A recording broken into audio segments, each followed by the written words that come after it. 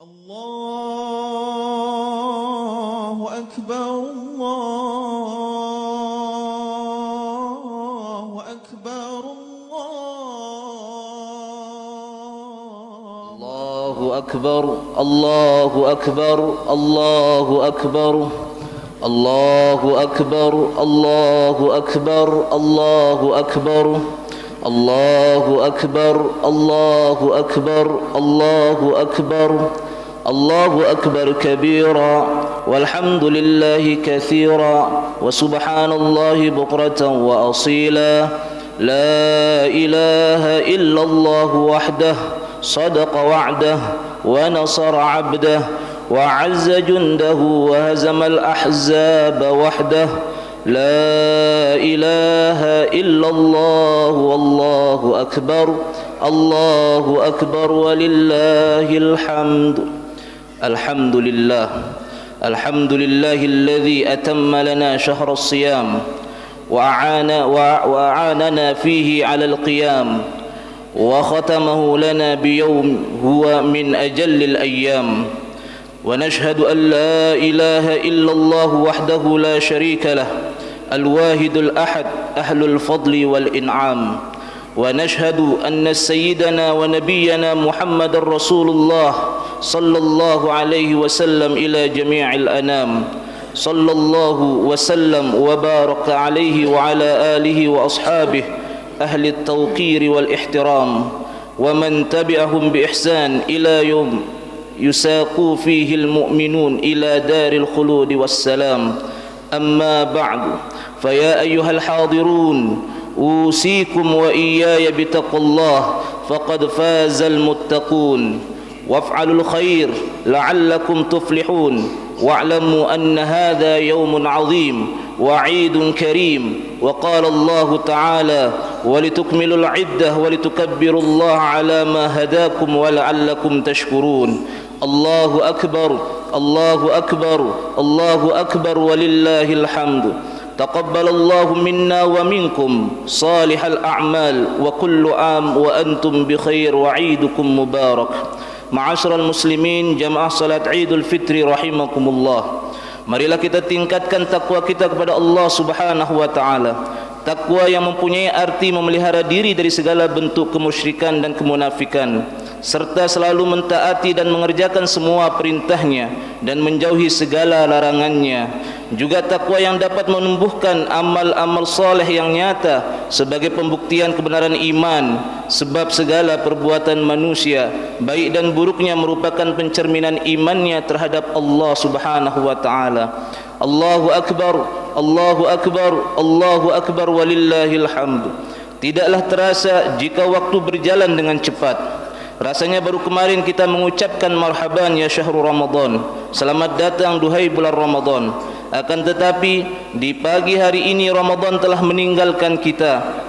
Kita telah berpisah dengan bulan Ramadan. Tidaklah ada perpisahan yang lebih mengharukan daripada perpisahan dengan bulan Ramadan.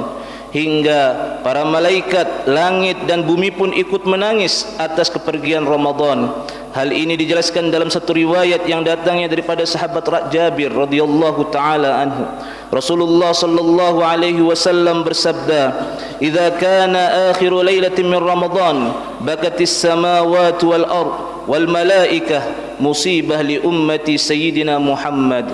Qila, "Ayyu musibah ya Rasulullah?" Qala Rasulullah sallallahu alaihi wasallam, "Hiya dhahabu Ramadan lianna da'wati fihi mustajabah was sadaqah maqbulah."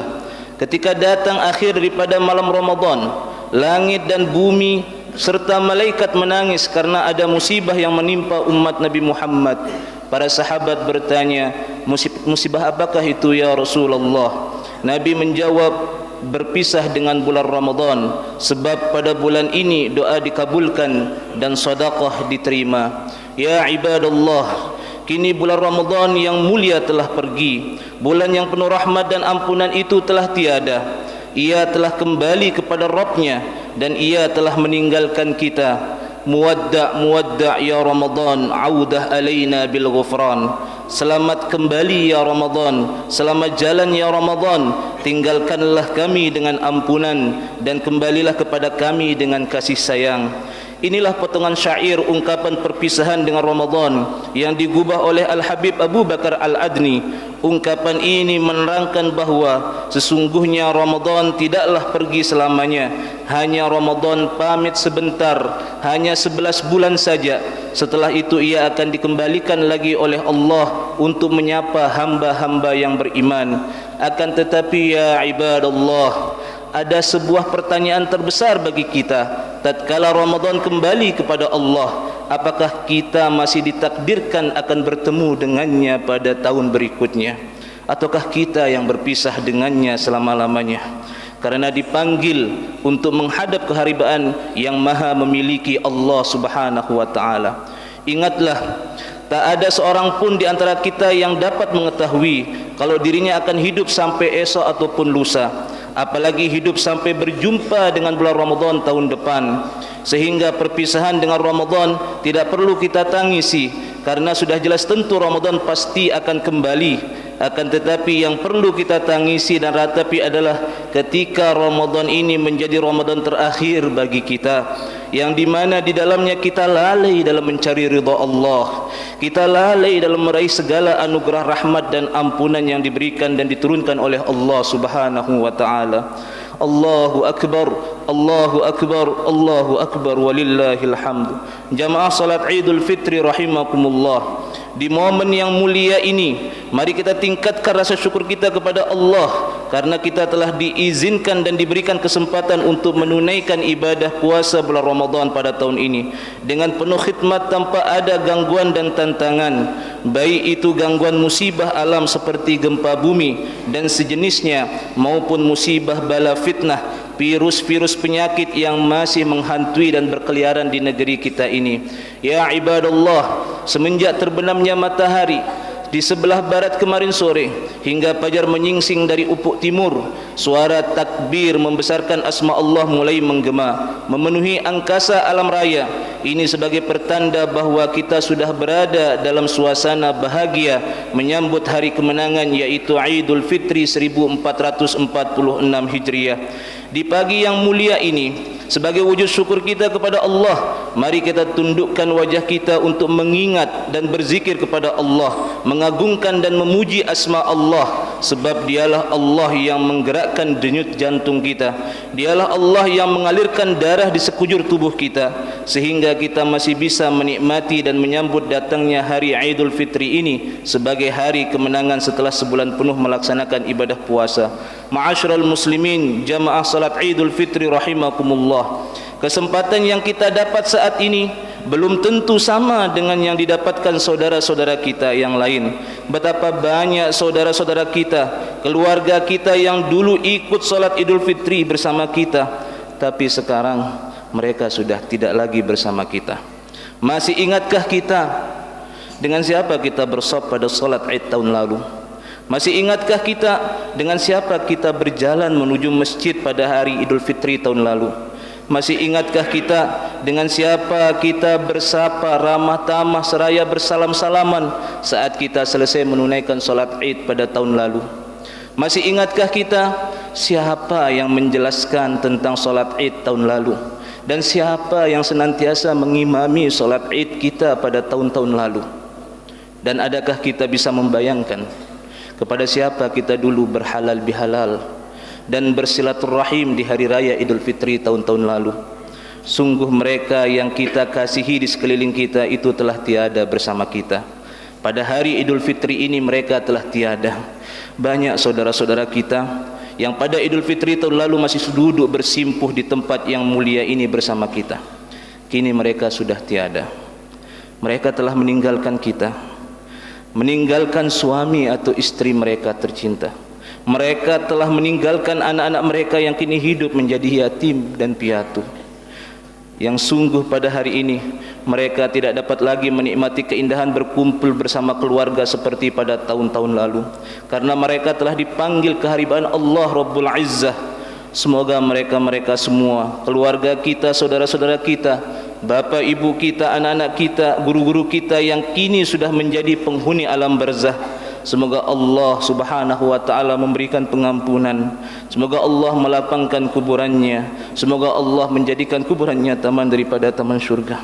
Allahu akbar, Allahu akbar, Allahu akbar, walillahil hamd. Disebutkan di dalam surah Al-Baqarah, Allah Subhanahu wa taala berfirman, "Walitukmilul 'iddah walitukabbirullaha 'ala ma hadakum wa la'allakum tashkurun." Dan hendaklah kamu menyempurnakan bilangannya dan mengagungkan Allah atas petunjuknya yang diberikan kepada kamu, semoga engkau bersyukur kepadanya. Melalui ayat ini, setelah kita sempurnakan puasa kita di bulan Ramadan, Allah Subhanahu wa taala memerintahkan kepada kita untuk mengagungkan asma Allah dengan lantunan takbir, tahmid, tahlil, seraya kita bersujud dan bersyukur terhadap nikmat yang diberikannya. Takbir adalah membesarkan Allah dan mengecilkan selain Allah. Ketika kita berpuasa, takbir kita cerminkan dengan mengecilkan pengaruh hawa nafsu dan mengagungkan kebesaran Allah di dalam sanubari kita. Ketika kita membaca Al-Quran, kita mengecilkan seluruh pembicaraan manusia dan membesarkan kalam Allah. Ketika kita solat tarawih dan qiyamul lail, kita kecilkan seluruh urusan dunia dan hanya membesarkan perintah Allah. Mengapa kita harus bertakbir terus menerus? Ya ibadallah, sesungguhnya Allah Maha tahu. Kita sering bertakbir dalam ibadah kita, namun terkadang kita lupa takbir di luar ibadah kita. Kita besarkan Allah di masjid, namun di luar masjid kita masih sering mengagungkan kekayaan, kekuasaan dan jabatan. Kita masih diperbudak oleh nafsu dengan memaksa orang lain untuk menuruti kemauan kita. Di atas sajadah kita kumandangkan takbir, namun di kantor, di pasar, di ladang, di tengah-tengah masyarakat kita lupakan Allah Subhanahu wa taala. Bahkan kita telah mengganti takbir dengan takabbur. Kita salah gunakan jabatan yang seharusnya untuk mengabdi kepada masyarakat, memakmurkan desa dan dusun, melayani rakyat, membela yang lemah, menyantuni dan membantu yang membutuhkan. Kita tutup mata kita. Kita bangga dengan gelar dan jabatan kita. Kita bangga dengan kekayaan yang melimpah ruah. Ketahuilah ya ibadallah, sesungguhnya tidak sedikit dari kita yang sudah tidak lagi berpegang pada firman-firman Allah, tidak berpegang pada hadis-hadis Rasulullah yang mengajarkan kejujuran, keikhlasan, kasih sayang dan amal soleh. Bahkan dengan setia kita mengikuti petunjuk syaitan laknatullah alaih yang mengajarkan kelicikan, kemunafikan dan kekerasan hati. Allah yang selalu kita besarkan dalam solat dan doa telah kita lupakan dalam kehidupan nyata. Dalam puasa Ramadan kita menahan diri untuk tidak makan dan minum, namun kita berbuka dengan makanan dan minuman yang haram. Bibir kita kering karena kehausan, mata kita sayu karena keletihan, perut kita kosong menahan lapar, namun tangan-tangan kita kotor karena kemaksiatan. Banyak dari kita yang khusyuk dalam solat, namun tidak sedikit dari kita juga khusyuk dalam merampas hak-hak orang lain. Banyak dari kita yang fasih membaca dalil dan ayat-ayat Al-Quran, namun kita juga fasih dalam menipu orang-orang lain. Banyak kita tidak putus berpuasa di bulan Ramadan, namun kita tidak putus pula dalam melakukan kezaliman di dunia. Allahu akbar, Allahu akbar, Allahu akbar, walillahil hamd.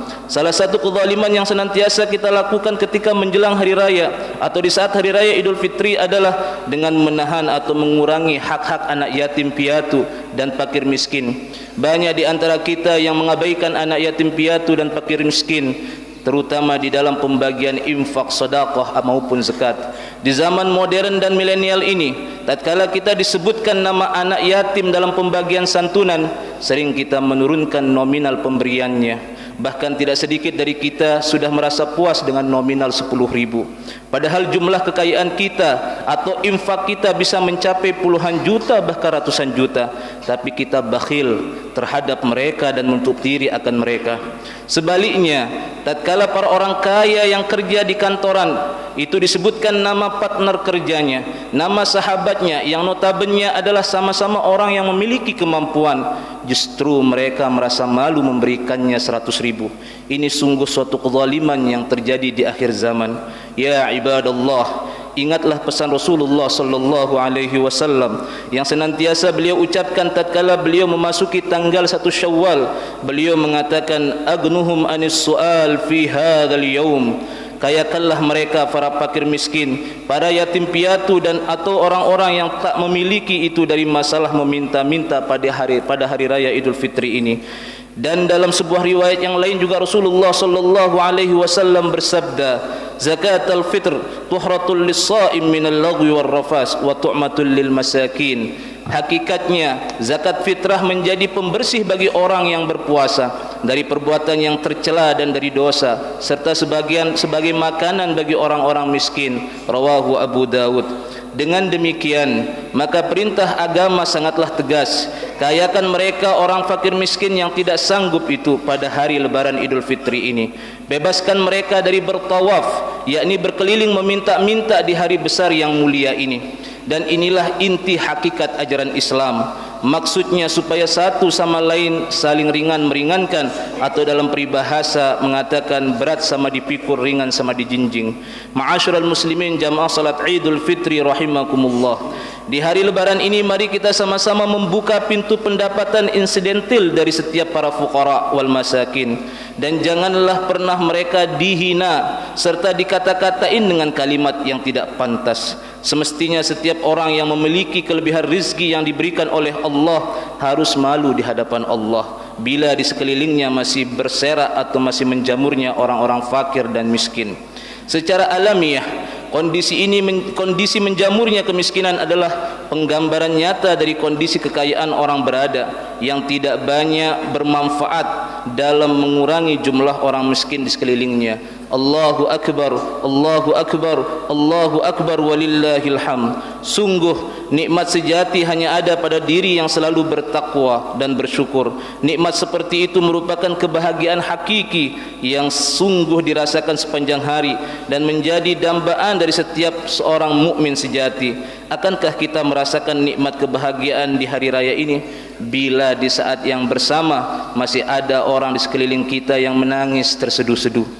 Seduh sedangnya seakan jeritan tanpa suara, padahal mereka sedang menangis, memikirkan dan merasakan kehampaan hidup karena tidak punya apa-apa kecuali nyawa berbungkus kulit.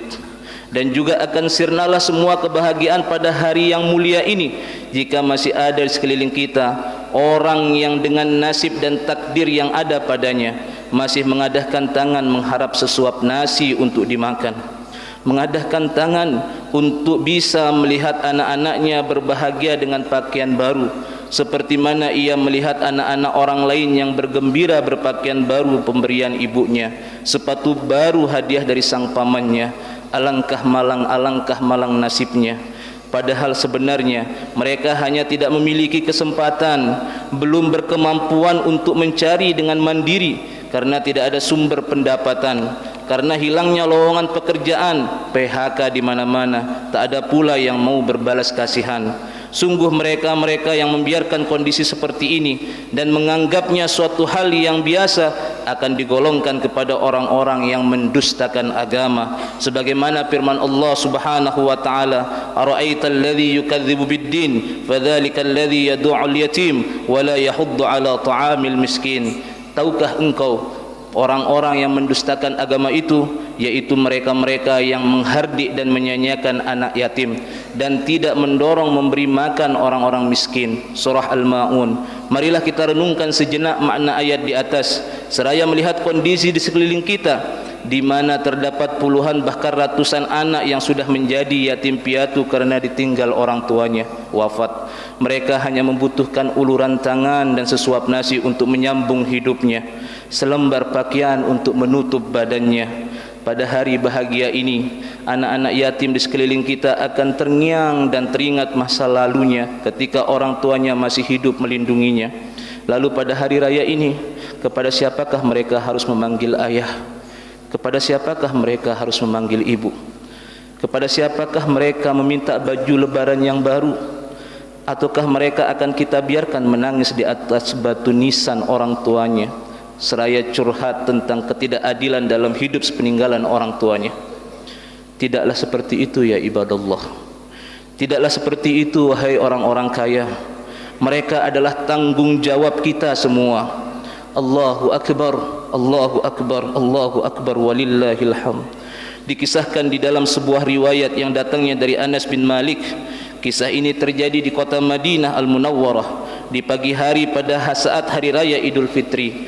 Seperti biasa setelah selesai salat Id, Rasulullah sallallahu alaihi wasallam bersama keluarganya dan beberapa sahabatnya mengunjungi setiap rumah dari rumah ke rumah untuk berlebaran seraya mengucapkan tahniah Idul Fitri.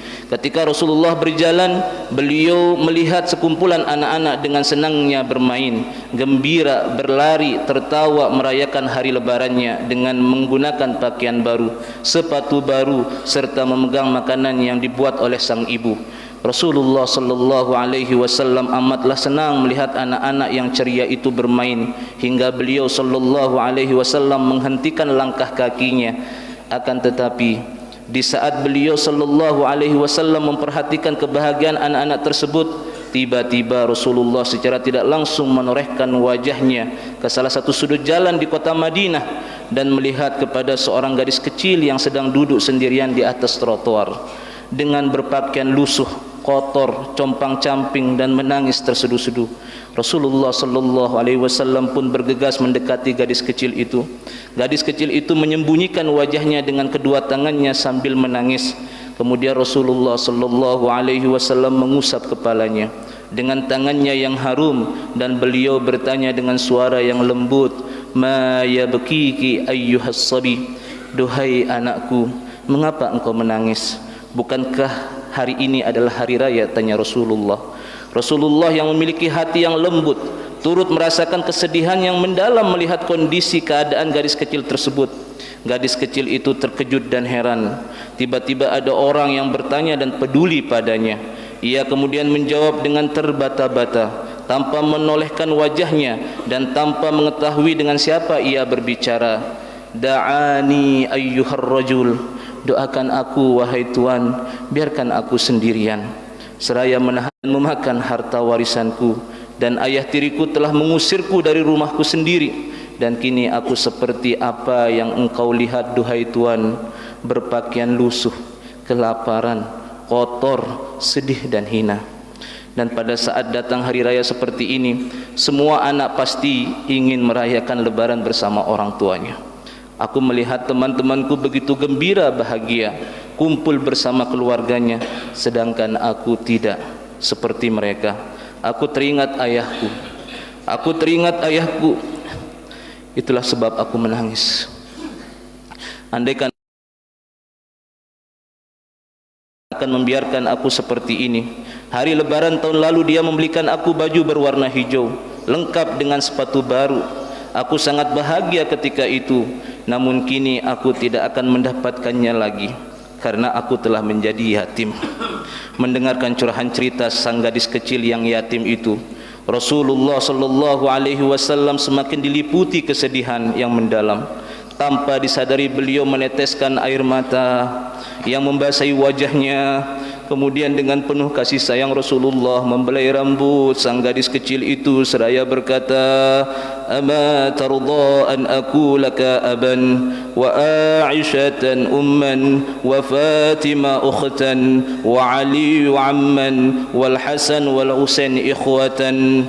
Wahai anakku, hapuslah air matamu, angkatlah kepalamu dan dengarlah apa yang akan kusampaikan kepadamu. Apakah engkau mahu jika aku menjadi ayahmu? Apakah engkau mahu jika Aisyah menjadi ibumu? Apakah engkau mahu jika Fatimah menjadi kakakmu? Dan apakah engkau mahu Ali menjadi pamanmu? Dan apakah engkau mahu jika Hasan dan Husain menjadi adik-adikmu? Bagaimana pendapatmu mengenai tawaranku ini, duhai anakku? Tanya Rasulullah. Mendengarkan ucapan dan tawaran itu, sang gadis yatim yang kecil itu berhenti menangis. Perlahan-lahan dia mengangkat kepalanya dan memandang dengan takjub wajah yang berdiri di hadapannya, dan turut merasakan kesedihannya itu adalah Rasulullah, orang yang disanjung dan dibela oleh ayahnya hingga menjadi syahid di peperangan. Sang yatim yang kecil itu tersenyum dan tanpa mengeluarkan sepatah kata seraya menganggukkan kepalanya, berlahan menandakan ia menerima tawaran Rasulullah sallallahu alaihi wasallam. Kemudian Rasulullah sallallahu alaihi wasallam menggandeng tangan sang gadis kecil itu untuk dibawa pulang ke rumah beliau. Setibanya di rumah Rasulullah sallallahu alaihi wasallam, sang gadis kecil itu disambut dengan mesra oleh putri Rasulullah Sayyidah Fatimah. Sayyidah Fatimah segera membersihkan tubuh gadis kecil itu, memandikannya, menyisir rambutnya dan memakaikan baju baru dan sepatu baru yang indah. Bahkan Ummul Mukminin Sayyidah Aisyah menyediakan makanan khas hari raya. Rasulullah pun juga ikut memberikan sejumlah uang saku kepada sang yatim yang kecil yang telah diangkat menjadi anak angkatnya untuk digunakan belanja bersama teman-teman sebayanya. Ayyuhal hadirun jamaah salat Idul Fitri rahimakumullah. Kisah ini adalah salah satu bukti yang substansial dari sabda beliau sallallahu alaihi wasallam yang disampaikan pada khutbah wada. Ana wa kafilul yatim fil jannah hakadha wa asyara bisababah wal wusta wa farraja bainahuma syai'a. Aku dan orang-orang yang menyayangi anak yatim, menyantuni anak yatim, memudahkan kehidupan mereka akan bersamaku di dalam surga seperti ini. Beliau mensyaratkan kedekatan antara jari telunjuk dan jari tengahnya sambil sedikit merenggangkannya. Rawahu Bukhari. Hadis yang agung ini menunjukkan besarnya keutamaan dan pahala orang yang menyantuni anak yatim, sehingga Imam Al-Bukhari rahimahullah mencantumkan dalam bab keutamaan orang mengasuh anak yatim. Semoga Allah anugerahkan kepada kita hati dan jiwa yang senantiasa peduli kepada para yatim piatu hingga mampu membantu mengurangi beban hidupnya dan memberikan kebahagiaan kepadanya. Amin. Ja'alallahu wa iyyakum minal a'idin wal faizin wa adkhalna wa iyyakum fi zumrati ibadihil muttaqin wa qur rabbighfir warham wa anta khairur rahimin. اللهم صل على محمد اللهم صل على محمد اللهم صل على سيدنا محمد وحبيبنا وشفيعنا وزرنا المصطفى سيدنا ومولانا محمد.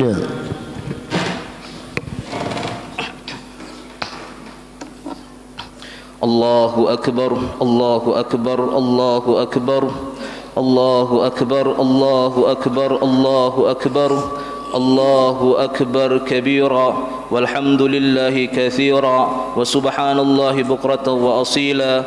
La ilaha illallah wallahu akbar, Allahu akbar walillahil hamd. Alhamdulillah الحمد لله حمدا كثيرا كما أمر وأشهد أن لا إله إلا الله وحده لا شريك له إقرارا بربوبيته وإرغاما لمن جحد به وكفر وأشهد أن سيدنا محمدا عبده ورسوله سيد البشر. اللهم صل وسلم على سيدنا محمد وعلى آله وأصحابه مصابيح الغرر ما اتصلت عين بنظر وأذن بخبر من يومنا هذا إلى يوم المحشر. أما بعد فيا أيها الحاضرون اتقوا الله اتقوا الله اتقوا الله فيما أمر وانتهوا عما نهى عنه وحذر واعلموا أن الله تبارك وتعالى أمركم بأمر بدأ فيه بنفسه وثنى بملائكته المسبحة بقدسه فقال تعالى ولم يزل قائلا عليما إن الله وملائكته يصلون على النبي يا أيها الذين آمنوا صلوا عليه وسلموا تسليما.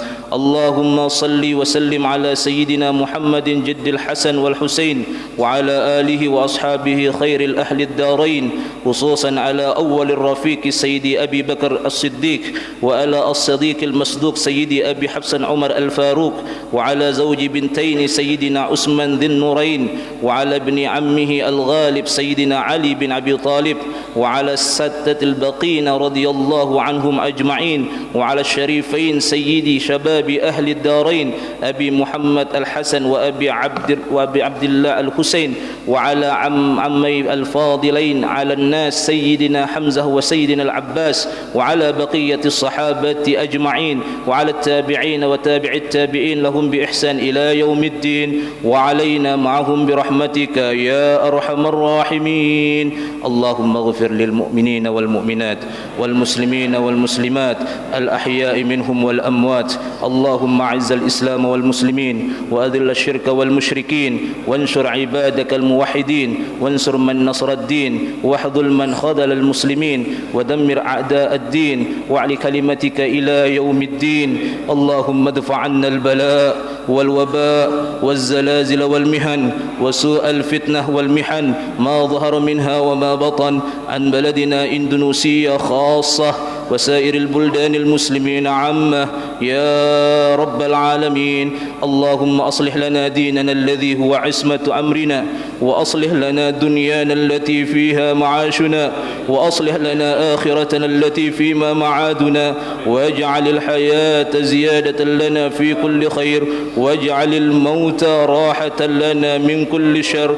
اللهم ألف بين قلوبنا وأصلح ذات بيننا واهدنا سبل السلام ونجنا من الظلمات إلى النور وجنبنا الفواحش ما ظهر منها وما بطن وبارك لنا في أسماعنا وأبصارنا وقلوبنا وأزواجنا وذرياتنا وتب علينا يا الله إنك أنت التواب الرحيم. اللهم حببنا إلينا الإيمان وزينه في قلوبنا وكره إلينا الكفر والفسوق والعصيان واجعلنا من الراشدين. اللهم ارزقنا الصبر على الحق والثبات على الأمر والعقيبة الحسنة والعافية من كل بلية والسلامة من كل إثم والغنيمة من كل بر والفوز بالجنة والنجاة من النار يا أرحم الراحمين. اللهم ربنا آتنا في الدنيا حسنة وفي الآخرة حسنة وقنا عذاب النار.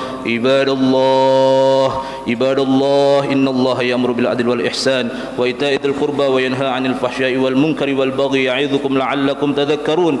واذكروا الله العظيم يذكركم واشكروا على نعمه يزدكم ولذكر الله أكبر.